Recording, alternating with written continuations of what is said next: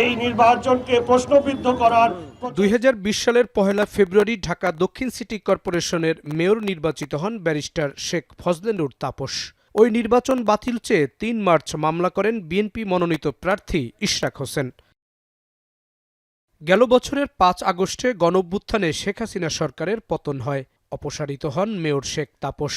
এর মধ্যে ইশরাক আগের আবেদন বদলে ফেলে নতুন করে আবেদন করেন। আবেদনে নির্বাচন বাতিল না চেয়ে নিজেকে মেয়র ঘোষণা চান। বদলে ফেলা হয় সাক্ষীদের তালিকাও। এই মামলার রায় আসে চলতি বছরের 27 মার্চ। রায় আদালত বিএনপি নেতা ইশরাককে দক্ষিণ সিটির মেয়র ঘোষণা করেন। রায় আমলে নিয়ে গেজেট দেয় নির্বাচন কমিশন। শেকড় থেকে শিখরে।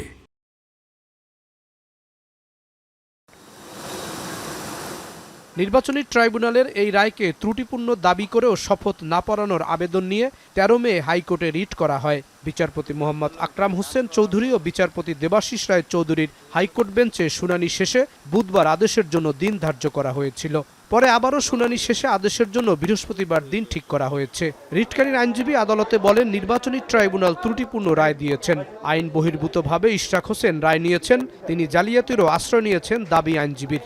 5 আগস্টের গণঅভ্যুত্থানের পরে তিনি বিধি বহির্ভূতভাবে আর্জি সংশোধন করে নিজেকে মেয়র ঘোষণার দাবি করেন এবং আদালত ট্রাইব্যুনাল সেটা অ্যাকসেপ্ট করে নেয়, তাকে কোনো ভেরিফিকেশন ছাড়াই, তিনি নিজে সেখানে উপস্থিত না হই। জনাব ইশরাক হোসেন যে স্বাক্ষর করেছিলেন তার আর্জিতে, সেই স্বাক্ষরের সাথে কমিশনের যে সাক্ষ্য নেওয়া হয়েছে জনাব ইশরাক হোসেনের স্বাক্ষর, সেটার সাথে অমিল রয়েছে।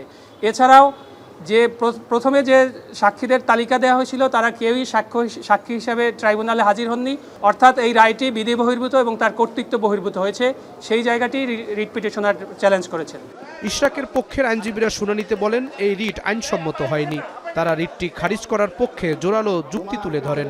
হাইকোর্ট এবং সুপ্রিম কোর্টের ইতিহাসে কোনো ট্রাইব্যুনালের রায় তৃতীয় ব্যক্তি চ্যালেঞ্জ করছে এরকম কোনো নজির নাই। তাদের এই মামলার মধ্যে তার নজির সৃষ্টি করতে চায়, এইটা খারাপ নজির হবে। কারণ তাহলে ইউনিয়ন কাউন্সিল ইলেকশন বলেন, পৌরসভা, সিটি কর্পোরেশন, এমপি, মেয়র সব ইলেকশনগুলো, উপজেলার সব ইলেকশনগুলো তৃতীয় পক্ষ এসে বলবে যে আমার অধিকার আছে মামলা করার জন্য। গত 15 বছর আমরা দেখেছি যে কোনো পলিটিক্যাল ম্যাটারকে মহামান্য হাইকোর্টে আনা হয়েছে এবং in the name of high court order political agenda বাস্তবায়ন করা হয়েছে। তো after losing of so many lives, হাজার মানুষের রক্তের বিনিময়ে 5 আগস্টের পরে দেশের মানুষ আর দেখতে চায় না মহামান্য সুপ্রিম কোর্টকে আবার কোনো পলিটিক্যাল ম্যাটারে ইনভলভ করে কোনো ব্যক্তি বা কোনো গোষ্ঠীর কোনো স্বার্থ উদ্ধার হোক। ঢাকা দক্ষিণ সিটি কর্পোরেশনে 5 আগস্টের পরে প্রশাসক নিয়োগ দিয়েছে সরকার। জাহিদ হাসান, এখন ঢাকা।